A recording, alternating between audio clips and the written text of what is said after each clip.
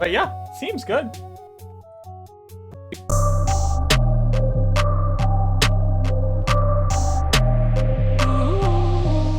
So we are, I don't know, something like 3 hours in to the Season 3 beta for Project Diablo 2. And while we had some issues trying to get a Vengeance Paladin off the ground and then getting them voided forever, harkening back to the start of Season 2 for a lot of us, we settled on trying out the Nova Thunderstorm Sorceress. Now, we tried it in 2 different forms for you, so we're going to be able to give feedback on both of them. But what you're seeing here is what I think is probably the best way of building it, including the best way to get the most damage out of it, the best survivability, high FCR breakpoint.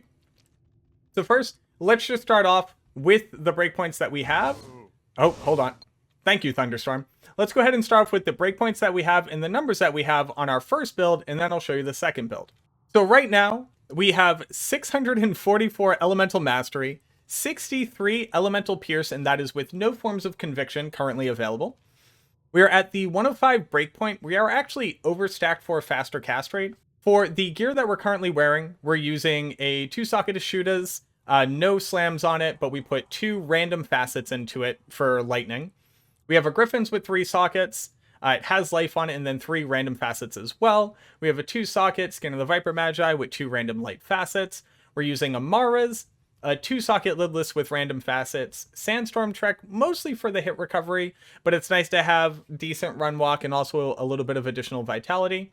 We're using 2 random skill rings. We're using a 20 FCR Arachnid Mesh and Mage Fist. The Mage Fist is really good for the regenerate mana because we are doing an energy shield version of this build. Down on the bottom, we have all res with Magic Find. We have Life Lightning Skillers.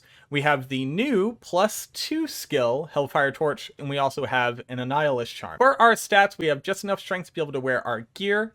And then we actually dropped all of our points into energy. Again, this is an energy shield build, so I want to have as much energy as possible. If you hit 0 mana on an energy shield build, energy shield goes down, and then you lose the defensive power of energy shield, which is no bueno. On the swap, obviously we have a call to arms with a +2 skill lidless with no slams on it. And even with only 130 vitality with battle orders up, we have over 1100 hit points, which I think is good enough considering we end up with 1600 mana for our energy shield. For skills, this is a very simple build. You're going to go ahead and put 1 point into warmth just to get that mana regen. You're going to max Charge Bolt, Telekinesis, Nova, Thunderstorm, and Lightning Mastery. So we are a level 99 character, keep that in mind. We're going to put 1 point into Static Field, 1 point into Teleport, and then the rest of our points are going to go into Energy Shield to increase the Absorb for that to get increased at 73% Absorb. That's actually really huge. Damage on our primary build is we are casting a 3700 to 7300 damage Thunderstorm and a 6k to 11k Nova.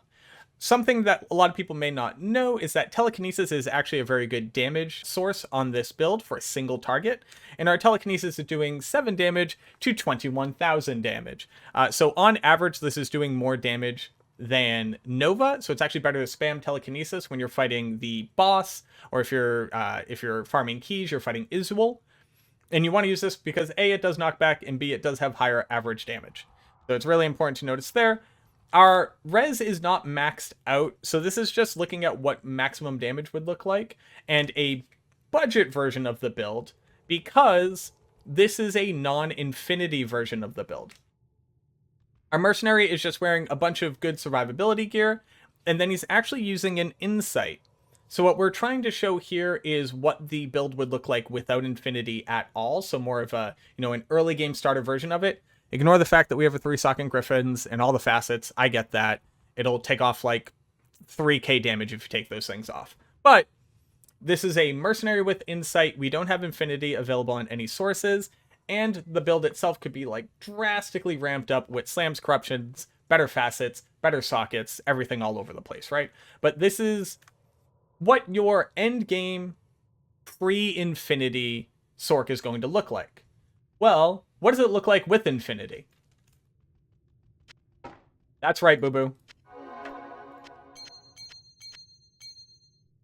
Your Merc doesn't need to use Infinity. You get to use Infinity. Because in Season 3, Infinity not only can both be made in a staff but after the auto mod of 50 FCR, sits at 85 faster cast rate.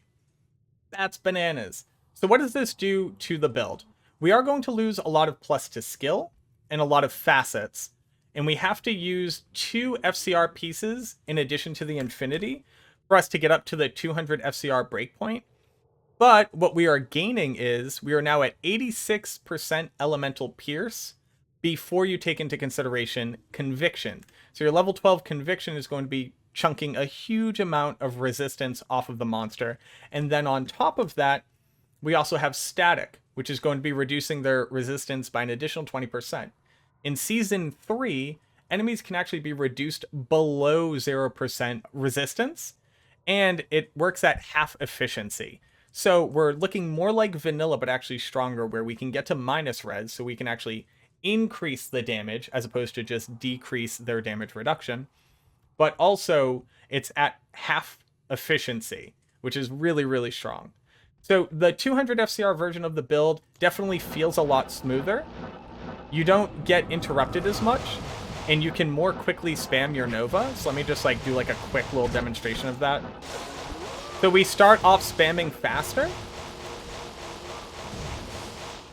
And obviously travel time is a lot faster. I would say that using the Infinity on the Sorceress is probably better for key farming. Just being able to travel faster and spam quicker means that you'll probably stay alive easier.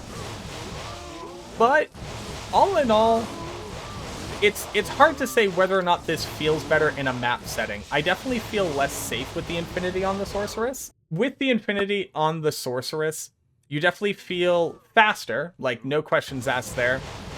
The damage definitely takes a toll, so let's look at our damage overall. So you're going to be casting a 2900 to 6000 Thunderstorm, and you actually cast it on your swap since you have more plus to skill here. And then your Nova is actually doing 4200 to 7300, so we're losing a lot of top-end damage. And our static is still reducing by 20%. The big benefit, though, is how much additional pierce that we're gaining. So Infinity can have up to 55 lightning pierce on it itself, and then conviction aura on it as well. That's massive. I think ultimately I'm probably going to stick with the 105 breakpoint, max skill, and then putting Infinity on the Mercenary, where it more typically resides. But if you make an Infinity Staff, I definitely think that it's a lot easier to hit your 200 breakpoint and would be a lot better for key farming. All in all, I think that's where this fits into a better stage. Now, the one big thing is that your Infinity Staff can roll 3 staff mods. So your Infinity Staff could have +3 to Energy Shield, +3 to Lightning Mastery, +3 to Nova, +3 to Thunderstorm, +3 to Teleport, +3 to Telekinesis, right? +3 to Static. So you're not losing as many skills as you may think you are, right? So we're losing, what, 1, 2, 3, 4, 5 skills, but we could have +3 to our primary ones. We're only really losing about 2 skills. But the facets are definitely a huge pull. Eschuta's definitely feels really good in this slot. And I think the 105 breakpoint is both more manageable and also a better gameplay experience. Super strong. I would love to see what this looks like with ridiculous slams, perfect facets, and better FCR pieces overall on the build. I definitely think that Energy Shield is the way to go. Full dump into energy is the way to go. And then you need to pick up Warmth. Mage Fist probably becomes your best in slot over Trangs. And then everything else is up to your discretion what you like your gameplay to look like. If you're doing this on hardcore, obviously you would swap over to a Storm Shield. Your Storm Shield is going to have to rock probably some light facets in it, realistically, but it's really not going to drag you down. You can easily go for max block on this build as well, since we're doing our dump stat into energy. And then at that point, you're basically unkillable. So I would take it away at that. So one of the nuances of this build that I thought, oh geez, don't kill me. Stay away from me. Or let me just go ahead and hide behind this tent. There we go. One of the nuances for the build that's really important is that when you just finish your teleport, for about a second, you're going to have reduced damage. I think right when you finish your teleport is the best time to static, which will not only do percentile damage and apply the debuff, but also doesn't waste any cast frames, and then immediately start spamming Nova. So by the time you're done with your static cast, your damage should be back, and then your Nova will be dealing full damage and additional damage because you've broken most resistances and or have just lowered resistances in general. If you think that there's something that could be better done with this build, so not just get away from me.